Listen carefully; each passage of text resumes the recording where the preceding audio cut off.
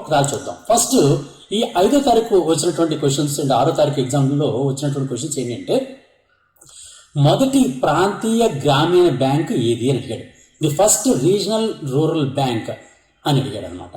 ఇది నిజానికి ఏంటంటే, మనం ఈ మధ్య RRB NTPC and RRB group D కోసం ప్రత్యేకంగా ఏకలవ్య నుంచి ఒక బుక్ రిలీజ్ చేయడం జరిగింది. 6 months current affairs book release చేయడం జరిగింది. ఆ 6 months కరెంట్ అఫైర్స్ బేస్ చేసుకుంటూ మీకు ఎక్స్ప్లెనేషన్ ఇస్తాను. దానిలో భవిష్యత్ ఎగ్జామ్స్లో అంటే వచ్చే ఎగ్జామ్స్లో వచ్చే షిఫ్ట్స్లో క్వశ్చన్స్ ఏ విధంగా వచ్చే అవకాశం ఉందో మీరు ఎక్స్పెక్ట్ చేసే అవకాశం ఉంటుందన్నమాట. ఇప్పుడు దీనిలో నేను ఈ మొదటి ప్రాంతీయ గ్రామీణ బ్యాంక్ ఏది అనే దాని గురించి మీకు ఆన్సర్ చూపిస్తాను. 160వ పేజీ మనం చూసినట్లయితే దీనిలో మీరు చాలామంది పిల్లలు ఆల్రెడీ ఈ మన ఏకలవ్య గాంధీయం యాప్లో ఉన్నటువంటి 150వ పేజీ ఒకసారి చూపించేయండి. ప్రాంతీయ గ్రామీణ బ్యాంకుల గురించి మీకు క్లియర్గా ఆర్ఆర్బి రీజనల్ రూరల్ బ్యాంక్స్ ఇక్కడ చూడండి. భారతదేశంలో మొట్టమొదటి ఏర్పాటు చేయబడినటువంటి రీజనల్ రూరల్ బ్యాంక్ ఏది? ప్రథమ బ్యాంక్. ఓకేనండి, ప్రథమ బ్యాంక్. ఇక్కడ క్లియర్గా మీకు కనిపిస్తుంది ప్రథమ బ్యాంక్ అనేటటువంటిది క్లియర్ కనిపిస్తుంది. ప్రథమ బ్యాంక్ యొక్క ప్రధాన కార్యాలయం ఉత్తరప్రదేశ్లోని మొరాదాబాద్లో ఉంది అనే విషయం మీకు అర్థమవుతుంది. ఈ విధంగా అసలు మనకి రీజనల్ రూరల్ బ్యాంక్స్ అంటే ఏంటి, ఎందుకు ఇచ్చాడు ఈ క్వశ్చన్ అంటే, ప్రస్తుతం సేవలు అందిస్తున్నటువంటి అన్ని బ్యాంకుల్ని కూడా అంటే రీజనల్ రూరల్ బ్యాంక్స్ అన్ని కూడా రీస్ట్రక్చర్ చేయడం జరిగింది. రీస్ట్రక్చర్ చేసి ఒక్కొక్క రాష్ట్రానికి ఒక్కొక్క బ్యాంక్ని రీజనల్ రూరల్ బ్యాంక్స్ని కేటాయించడం జరిగింది. ఆ సందర్భంగా ఈ క్వశ్చన్ ఇప్పుడు రావడం జరిగింది అనమాట. ఇదని కానీ మనకు కావాల్సిన క్వశ్చన్ అంటే, ప్రథమ బ్యాంక్ అనేది భారతదేశంలో ఏర్పాటు చేయబడినటువంటి మొట్టమొదటి రీజనల్ రూరల్ బ్యాంక్ లేదా ప్రాంతీయ గ్రామీణ బ్యాంక్. అలా ఇంకో క్వశ్చన్ ఏంటంటే, సింధు నదికి ఉపనది కానిది ఏది అన్నాడు. సింధు నదికి ఉపనది కానిది ఏది అన్నాడు. మీకు 109వ పేజీలో మీకు చూపిస్తాను. ఎందుకంటే మీకు ఇలా చూపిస్తే మీకు ఇంకా ఈజీగా నెక్స్ట్ ఎగ్జామ్స్లో క్వశ్చన్స్ ఏ విధంగా వచ్చే అవకాశం ఉన్నదని మీరు ఈజీగా చెప్పగలుగుతారు. ఎందుకంటే సింధు నది ఒప్పందాన్ని మన భారతదేశం సస్పెండ్ చేసింది. సింధు నది జల ఒప్పందంపై సస్పెండ్ చేసిన భారతదేశం. దీనిలో భాగంగా సింధు నదిలో ఉన్నటువంటి నదుల్లో ఉన్నటువంటి ప్రధానమైనటువంటి నదులు ఏంటి, ఆ నదుల్లో ఏ దేశాలకు సంబంధించినవి అనే దాన్ని క్లియర్గా దీనిలో ఇవ్వడం జరిగిందనమాట. దీనిలో ఏ విధంగా ఇచ్చానంటే, సింధు నదికి సంబంధించినటువంటి ప్రధానమైనటువంటి నదుల్ని ఇక్కడ ఇవ్వడం జరిగింది. చూడండి, సింధు నది జల ఒప్పందంలో భాగంగా దీనిలో ఉండే నదులు పశ్చిమ నదులు అంటే పాకిస్తాన్ చెందుతాయి. ఇది ఇండస్, సింధు నది, జీలం నది, చీనాబ్ నది. తూర్పు చెందినటువంటి నదులు భారతదేశానికి వెళ్తాయి. అవి రావి నది, బియాస్ నది, సట్లెజ్ నది అనమాట. ఈ విధంగా సింధు నదికి సంబంధించినటువంటి ఈ నదులు మీకు చూపించడం జరిగింది. దీనిలోనే ఇవి కానిది ఏదైతే ఇచ్చాడో అది మనకు ఆన్సర్గా మనం చెప్పుకోవచ్చు అనమాట. నెక్స్ట్ మరో క్వశ్చన్ ఏంటంటే, ప్రస్తుతం కాగ్ గురించి మాట్లాడాడు. కాగ్ భారత రాజ్యాంగంలో ఏ ఆర్టికల్స్ ప్రకారం controller and auditor general of India అనే వారిని ఏర్పాటు చేస్తారో అని అడిగాడు.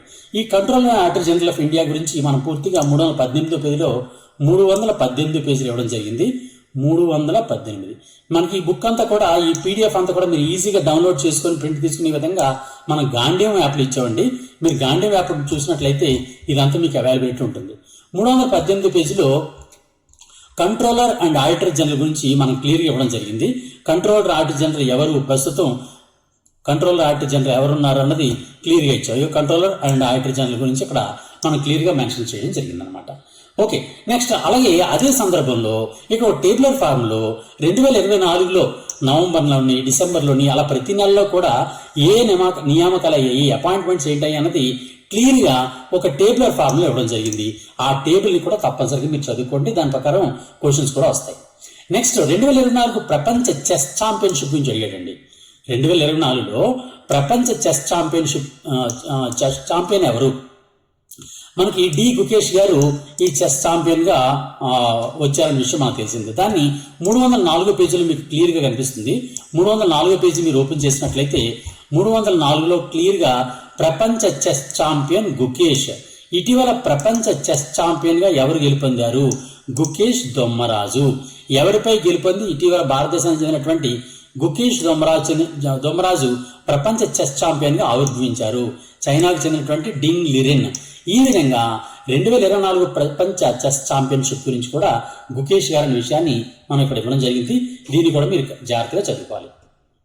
అలాగే మరొకటి ఏంటంటే సింబెక్స్ విన్యాసాల గురించి అడిగాడండి. సింబెక్స్ విన్యాసాలు మనకు తెలుసు కదండి. Singapore India marine bilateral exercise అనమాట. అంటే భారతదేశానికి సింగపూర్కి మధ్య జరుగుతున్నటువంటి ఉమ్మడి సాగర అంటే నావికాదళ విన్యాసాలని సింబెక్స్ అని అంటారు. ఈ సింబెక్స్ 2024 అనేది భారతదేశానికి సింగపూర్కి మధ్య జరుగుతున్నది. ఇప్పుడు దీనికి సంబంధించిన ఇన్ఫర్మేషన్ 341, 342 పేజీల్లో మీకు క్లియర్గా ఇచ్చారు. 341, 342 పేజీల్లో 341 మీరు ఓపెన్ చేశారంటే ఇక్కడ చూడండి 2025లో మిలిటరీ విన్యాసాలు అనే హెడ్డింగ్తో వేరు మిలిటరీ విన్యాసాలు ఇచ్చాను చూడండి. ధర్మా గార్డియన్, ఎక్విరెన్, సైక్లోన్, డిజర్టాంట్. ఇప్పుడు సైక్లోన్ కూడా ఇచ్చాడండి ఇదే ఎగ్జామ్లో. సైక్లోన్ 2025 ఏ దేశాల మధ్య అంటే భారతదేశం, ఈజిప్ట్ దేశాల మధ్య సైక్లోన్. అలాగే డిజర్టాంట్, సీ డ్రాగన్, వరుణ, కొమాడో, ఐక్యే, బలిక్టన్, డస్ట్లిక్, ఇంద్ర, ఇలా అన్ని విన్యాసాలని కూడా ఒకటే పేజ్ 2 పేజెస్లో 341 పేజీలు ఇచ్చాను. దీనిలో మీరు క్లియర్గా చదువుకోవచ్చు. ఈ పేజీని కూడా కంపల్సరీగా మీరు చదవండి. ఎందువల్లంటే ఒక మిలిటరీ విన్యాసం మీద కంపల్సరీ అడుగుతున్నాడు. మీరు ప్రతి ఎగ్జామ్లో ప్రతి షిఫ్ట్లో కూడా ఒక మిలిటరీ ఎగ్జామ్ గురించి అడుగుతున్నాడు, మిలిటరీ విన్యాసం గురించి. అందులో 341 పేజీ 342 పేజీలో ఉంటున్న మిలిటరీ విన్యాసం తప్పనిసరిగా మీరు చదువుకోండి. అలాగే మరొకటి ఏంటంటే సర్దార్ స్వర్ణ సింగ్ కమిటీ గురించి అడిగాడండి. సర్దార్ స్వర్ణ సింగ్ కమిటీ ఏంటి అంటే 51A ఆర్టికల్ చేర్చి ప్రాథమిక విధులను చేర్చారు రాజ్యాంగంలో. ప్రాథమిక విధులు చేర్చినటువంటి 51A చేర్చడానికి ప్రధాన కారణం ఎవరంటే సర్దార్ స్వర్ణ సింగ్ కమిటీ అనమాట. దీనిలో భాగంగా మనం 67వ పేజీ చూసుకోవాలి. మీరు 67వ పేజీ ఒకసారి ఓపెన్ చేసుకోండి. దీన్ని ఎవరైతే తీసుకున్నారో వాళ్ళందరూ కూడా 67వ పేజీ ఓపెన్ చేయండి. దీన్ని మీకు చూపిస్తాను. మీకు ఇంకా ఎవరికైనా పేజెస్ ఇవి కావాలనుకుంటే, పీడిఎఫ్ కావాలనుకుంటే మన గాంధీవం యాప్లో ఉంటుంది. ప్లేస్టోర్లో గాంధీవం GANDEEVAM గాంధీవం అని మీరు టైప్ చేశారంటే గాంధీవం యాప్ డౌన్లోడ్ అవుతుంది. దాన్ని బట్టి మీరు దీన్ని ప్రింట్ తీసుకోవచ్చు. సరే, ఈ విధంగా మీరు వేరు కమిటీస్ గురించి కూడా ఇవ్వడం జరిగింది. చూడండి, ప్రధానంగా మనం గుర్తుంచుకోవాల్సింది ఏంటంటే రైల్వేస్ సంబంధించినటువంటి సంస్కరణల కమిటీలు మనం చదువుకోవాలండి నెక్స్ట్ ఎగ్జామ్స్కి. ఎందుకంటే మనం ప్రస్తుతం రైల్వే ఎగ్జామ్స్ రాస్తున్నాం కాబట్టి రైల్వేకి సంబంధించినటువంటి సిఫార్సులు చేసిన కమిటీల్లో Prakash Tandon committee 1994, Rakesh Mohan committee 2001, Shyam Pitroda committee 2012. ఇటువంటి కమిటీలన్నీ కూడా పేజ్ నెంబర్ 67లో ఇచ్చాను. ఇవన్నీ తప్పనిసరిగా మీరు చదువుకోండి. అలాగే సుప్రీంకోర్టు ఏర్పాటు గురించి ఏ ఆర్టికల్స్ తెలియజేస్తున్నాయని పేర్కొన్నాడు. ఏం క్వశ్చన్ ఇచ్చాడనమాట. అది పేజ్ నెంబర్ 70 ఓపెన్ చేయండి. పేజ్ నెంబర్ 70లో మీకు ఇచ్చాను సుప్రీంకోర్టు గురించి. ఇక్కడ సుప్రీంకోర్టు గురించి ఇచ్చాను. భారత సుప్రీంకోర్టు ఎప్పుడు ఏర్పాటు చేయబడింది? 1950 జనవరి 28. భారత సుప్రీంకోర్టు గురించి పేర్కొనే భారత రాజ్యాంగంలోని ఆర్టికల్ ఏవి? 124, 147 ఆర్టికల్స్. చూసారా, ఇదే డైరెక్ట్గా క్వశ్చన్ రూపంలో ఇప్పుడు రావడం జరిగింది. అందువలన ఈ సుప్రీంకోర్టు గురించి మాత్రం తప్పనిసరిగా మనం చదువుకొని తీరాలి. ఇవన్నీ కూడా పేజ్ నెంబర్ 70లో నేను ఏదైతే ఇచ్చానో ఈ పీడిఎఫ్లో పేజ్ నెంబర్ 70లో ఏదైతే ఇచ్చానో అది కంపల్సరీగా మీరు చదవండి. దాని మీద కూడా రిలేటెడ్ క్వశ్చన్స్ డెఫినెట్గా వస్తాయి. అలాగే వేరు రిట్స్ అడిగాడండి. రిట్లు జారీ గురించి, సుప్రీంకోర్టు యొక్క రిట్లు జారీ గురించి క్వశ్చన్ అడిగాడు. అది 197లో మీకు ఉంటుంది. దానికి అనుబంధంగా నేను ఏదైతే ఇచ్చానో అవన్నీ మీరు చదవాలి. 197 చూడండి, ఇది రిట్స్. హైకోర్టు రిట్లు జారీ చేయడం అండ్ సుప్రీంకోర్టు రిట్లు జారీ చేయడం, ఈ రెండింటి గురించి కూడా క్వశ్చన్ ఇచ్చాను. ఇది హైకోర్టు రిట్లు జారీ చేయడం. సుప్రీంకోర్టు హైకోర్టు విడుదల చేసే ప్రధానమైన రిట్లు హెబియస్ కార్పస్ అంటే ఏంటి, మాండమస్ అంటే ఏంటి, అలాగే ప్రొహిబిషన్ అంటే ఏంటి, సెర్ష్యూరారీ అంటే ఏంటి, అండ్ కో వారెంట్ అంటే ఏంటి. ఈ 5 రిట్ల గురించి కూడా మీరు కంపల్సరీ చదవాలి. ఇది పేజ్ నెంబర్ 197లో ఉంది. జాగ్రత్తగా చదువుకోండి. 197 పేజీ. అలాగే మరొకటి ఏంటంటే ఈ మధ్య కాగ్ గురించి క్వశ్చన్ అడిగాడు. ఆల్రెడీ చెప్పాను కదా నేను, కాగ్ గురించి క్వశ్చన్ అడిగాడు. కాగ్ యొక్క ఆర్టికల్స్ అడిగాడు. కాగ్ ఏ ఆర్టికల్ సంబంధించింది, ఏ ఆర్టికల్ ప్రకారం కంట్రోలర్ అండ్ ఆడిటర్ జనరల్ ఏర్పాటు చేయబడింది అనేటువంటి క్వశ్చన్ వచ్చింది. అందువల్ల దాన్ని పేజ్ నెంబర్ 80లో నేను ఇచ్చాను. పేజ్ నెంబర్ 80లో కాగ్ గురించి ఇచ్చాను నేను క్లియర్గా. ఇది చూడండి, కాగ్ భారతదేశంలో అత్యున్నత ఆడిట్ విభాగం ఏది అంటే కాగ్. భారతదేశంలో అత్యున్నత ఆడిట్ విభాగమైనటువంటి కాగ్ ఏర్పాటు గురించి వివరిస్తున్న భారత రాజ్యాంగంలోని ఆర్టికల్ ఏది అంటే 148 ఆర్టికల్. ఇదే క్వశ్చన్ ఇచ్చాడు. కాగ్ ప్రధాన కార్యాలయం న్యూఢిల్లీలో ఉందని, కాగ్ ఎవరు నియమిస్తారు? భారత రాష్ట్రపతి. కాగ్ ఎన్ని సంవత్సరాలు తన పదవిలో కొనసాగుతారు? ఇలా దీనికి సంబంధించిన కంప్లీట్ ఇన్ఫర్మేషన్ పేజ్ నెంబర్ 80లో ఉంది. అది కంపల్సరీగా మీరు చదువుకొని తీరాలి. ఎందువల్లంటే దాని రిలేటెడ్ క్వశ్చన్స్ వచ్చే అవకాశం ఉంటుందన్నమాట. నెక్స్ట్ ఇంకోటి ఏంటంటే ఇండెక్సెస్ ఇచ్చాడండి. క్లైమేట్ చేంజ్ పెర్ఫార్మెన్స్ ఇండెక్స్ ఒకటి, జెండర్ గ్యాప్ ఇండెక్స్ ఒకటి ఇచ్చాడు. ఇవి 343 పేజ్ మీరు చూసినట్లయితే 343 పేజీలో మీకు ఎవరికైనా ఇంకా ఈ పీడిఎఫ్ కావాలనుకుంటే గాంధీవం యాప్ డౌన్లోడ్ చేసుకోండి. గాంధీవం యాప్లో ఇది లభిస్తుందండి. ఇది చూడండి, ఇక్కడ సాధారణంగా మనకి ఇచ్చేటటువంటి ఇండెక్స్లు రిపోర్ట్ల గురించి డైరెక్ట్గా ఒక టేబుల్ ఫామ్ ఇచ్చాను నేను. వేర్వేరు ఇండెక్స్లు రిపోర్ట్లు. వరల్డ్ ఫ్యూచర్ స్కిల్స్ ఇండెక్స్ అని, గ్లోబల్ ఇన్నోవేషన్ ఇండెక్స్ అని, science and technology cluster ranking అని, ఐసిటీ సర్వీసెస్ ఎక్స్పోర్ట్స్ అని, global hunger index, world press freedom index, global gender gap index. ఇదే క్వశ్చన్ అడిగాడు ఇప్పుడు. గ్లోబల్ జెండర్ గ్యాప్ ఇండెక్స్ అంటే లింగ సమానత్వం యొక్క ఇండెక్స్ అన్నమాట. ఈ గ్లోబల్ జెండర్ గ్యాప్ ఇండెక్స్లో 129వ స్థానం వచ్చిందని, అలాగే world happiness index, human development index, climate change performance index. ఈ క్వశ్చన్ కూడా ఇచ్చాడు. క్లైమేట్ చేంజ్ పెర్ఫార్మెన్స్ ఇండెక్స్లో మన భారతదేశం 10వ స్థానంలో ఉంది. క్లైమేట్ చేంజ్ పెర్ఫార్మెన్స్ ఇండెక్స్ ఈ క్వశ్చన్ కూడా ఇచ్చాడు కాబట్టి మనం తప్పనిసరిగా ఈ ఏవైతే ఇండెక్స్లు ఇచ్చానో పేజ్ నెంబర్ 344 అండ్ 345 అండ్ 345 ఇచ్చినటువంటి ఇండెక్స్ మాత్రం కంపల్సరిగా చదవండి. తప్పనిసరిగా దాని మీద కూడా క్వశ్చన్ వచ్చి తీరుతాయి. నెక్స్ట్ ఇస్రో చైర్మన్ ఎవరో అని అడిగాడండి. ఇస్రో చైర్మన్ మీకు పేజ్ నెంబర్ 73 చూస్తే ఇస్రో గురించి కంప్లీట్ డీటెయిల్స్ నేను ఇచ్చాను. పేజ్ నెంబర్ 73 73వ పేజ్ మీరు ఓపెన్ చేయండి. దానిలో ఇస్రో గురించి ఇస్రో చైర్మన్ కొత్త చైర్మన్ నియామకం పొందారు. ఎవరు అంటే వి నారాయణన్ గారు. వి నారాయణన్ ఆయన దీని గురించి ఇస్తూనే కంప్లీట్ ఇస్రోకి సంబంధించిన మొత్తం ఇన్ఫర్మేషన్. ఇస్రో ప్రధాన కార్యాలయం బెంగళూరులో ఉందని, అది 1969 ఆగస్టు 15 ఏర్పాటు చేశారని, దాని యొక్క పూర్వరూపం ఏంటంటే Indian national committee for space research అనేది. ఇలా దానికి సంబంధించిన కంప్లీట్ ఇన్ఫర్మేషన్. అలాగే భారతదేశ అంతరిక్ష పితామహుడు అని డాక్టర్ విక్రమ్ సారాభాయ్ గారిని అంటారని, ఇలా కంప్లీట్ ఇన్ఫర్మేషన్ అంతా కూడా నేను పేజ్ నెంబర్ 73లో ఇచ్చాను. దాని గురించి కూడా కంపల్సరీ చదవండి. రిలేటెడ్గా క్వశ్చన్లు తప్పనిసరిగా వస్తాయి. అలాగే పర్యావరణ పరిరక్షణ చట్టం గురించి అడిగాడండి. పర్యావరణ పరిరక్షణ చట్టాన్ని ఎప్పుడు ఏర్పాటు చేశారో అని అడిగాడు. అది పేజ్ నెంబర్ 143 చూస్తే దానిలో క్లియర్గా మీకు అందులో కంప్లీట్ డీటెయిల్స్ కనిపిస్తాయి మీకు. 143 పేజ్ నెంబర్ 143 ఇది పేజ్ నెంబర్ 143. చూడండి, ఇక్కడ ప్రాజెక్ట్ టైగర్ లో భాగంగా నేను ఏం ఇచ్చానంటే వన్యప్రాణుల సంరక్షణ చట్టము 1972, అటవీ పరిరక్షణ చట్టం 1980, పర్యావరణ పరిరక్షణ చట్టం 1986. ఇదే క్వశ్చన్ డైరెక్ట్గా ఇప్పుడు ఇచ్చాడు. పర్యావరణ పరిరక్షణ చట్టం 1986 అనే దాన్ని ఎప్పుడు ఏర్పాటు చేశారంటే 1986లో ఏర్పాటు చేశారు. ఇప్పుడు నెక్స్ట్ మీరు చదువుకోవాల్సింది ఏంటంటే అటవీ పరిరక్షణ చట్టం 1980లో ఏర్పాటు చేశారని, వన్యప్రాణ సంరక్షణ చట్టం 1972లో ఏర్పాటు చేశారని, ప్రాజెక్ట్ టైగర్ గురించి, ప్రాజెక్ట్ టైగర్ ఎప్పుడు ప్రారంభమైంది 1973. ఇవన్నీ కూడా పేజ్ నెంబర్ 143లో ఉంది. దాన్ని తప్పనిసరిగా మీరు చదవండి. నెక్స్ట్ వచ్చే షిఫ్ట్స్లో డెఫినెట్గా ఆ క్వశ్చన్స్ వచ్చే అవకాశం ఉంటుంది. అలాగే ఇండియన్ నేవీ డే గురించి, ఇండియన్ నేవీ డే థీమ్ అడిగాడండి. ఇండియన్ నేవీ డే 2024లో థీమ్ ఏంటి అన్నాడు. మీరు ఇండియన్ నేవీ గురించి మీరు చదవాలి చూసుకోవాలనుకుంటే 34వ పేజీ మీరు ఓపెన్ చేస్తే 34వ పేజీలో నేను ఇండియన్ నేవీ గురించి ఇచ్చాను. చూడండి, ఇక్కడ భారత నేవీ దినోత్సవము డిసెంబర్ 4వ తేదీ భారత నేవీ దినోత్సవము. అండ్ థీమ్ చూడండి ఒకసారి. థీమ్ ఆపరేషనల్ ఎఫిషియన్సీ ఇక్కడ ఇచ్చాను క్లియర్గా చూడండి. Operational efficiency, readiness and mission accomplishment in a maritime domain అనేది దీని థీమ్ అనమాట. ఈ థీమ్ ఈ విధంగా ప్రతి డే ఎవ్రీ మంత్లో ఉన్నటువంటి ప్రతి ఇంపార్టెంట్ డే గురించి కూడా అది ఏ డే, దానికి సంబంధించినటువంటి ప్రధానమైనటువంటి థీమ్ ఏంటి అనేది కూడా మీకు క్లియర్గా ఇవ్వడం జరిగింది. అవి కంపల్సరీగా ఆ డేస్ అండ్ థీమ్స్ మాత్రం కంపల్సరీగా మీరు చదువుకోండి. అలాగే భారతదేశం యొక్క పశ్చిమ తీరం యొక్క పేరు ఏంటి అని అడిగాడండి. పశ్చిమ తీరం, భారతదేశం యొక్క వెస్ట్రన్ కోస్ట్ పశ్చిమ తీరం యొక్క పేరు ఏంటి అన్నాడు.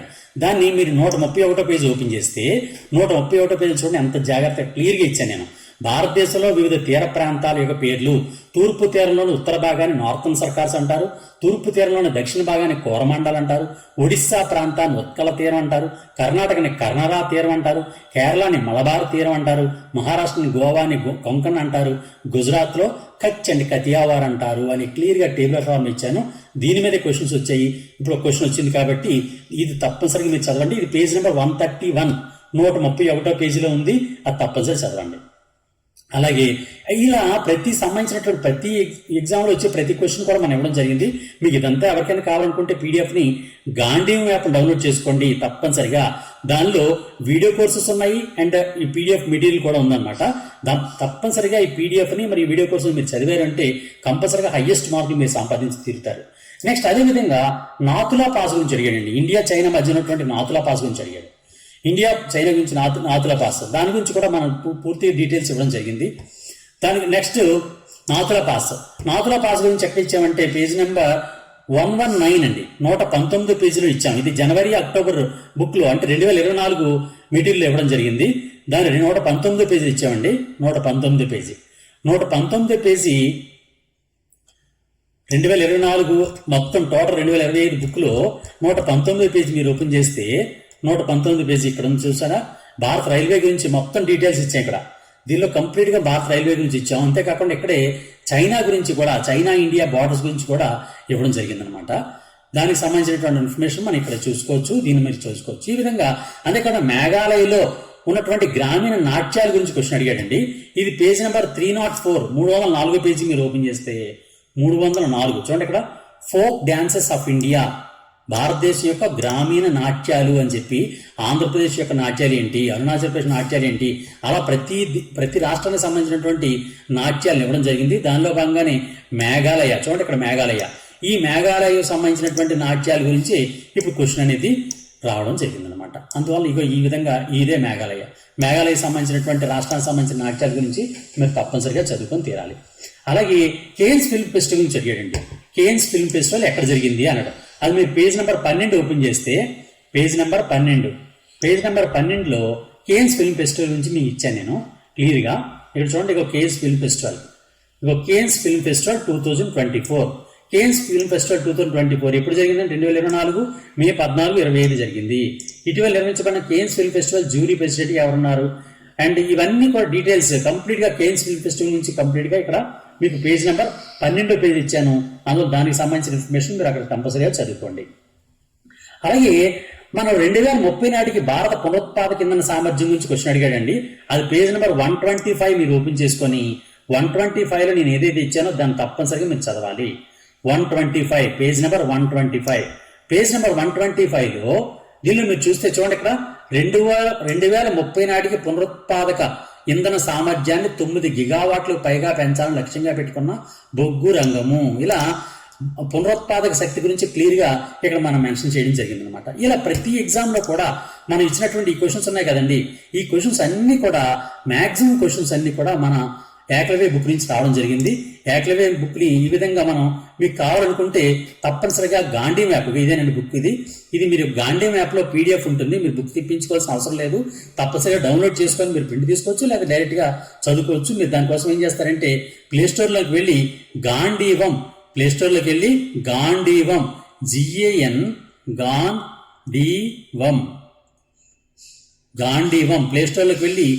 GANDEEVAM గాంధీవం అని మీరు టైప్ చేశారంటే గాంధీవం యాప్ డౌన్లోడ్ అవుతుంది. గాంధీవం యాప్లో ఏపీ అది RRB NTPC, RRBకి సంబంధించినటువంటి గ్రూప్ D అండ్ NTPC రెండింటికి సంబంధించినటువంటి PDF మెటీరియల్ ఉంటుంది. అంతేకాకుండా వీడియో కోర్సెస్ కూడా ఉంటాయి. కాబట్టి మీరు తప్పనిసరిగా వాటిని వినియోగించుకోండి. ఆ విధంగా మీరు హైయెస్ట్ మార్క్స్తో మంచి ఉద్యోగం సంపాదించాలని కోరుకుంటున్నాను. All the best, God bless you. మీకు ఇంకేమైనా డౌట్లు ఉంటే 9949449941 కాల్ చేయండి, లేకపోతే మెసేజ్ పెట్టండి. కామెంట్ రూపంలో తెలియజేస్తే మీకు కావాల్సినటువంటి డౌట్ నేను క్లారిఫై చేయడానికి నేను ప్రయత్నం చేస్తాను. All the best, God bless you. Thank you very much. Thank you. తప్పనిసరిగా మీ మిత్రులకు కూడా షేర్ చేస్తారని కోరుతున్నాను. Thank you very much.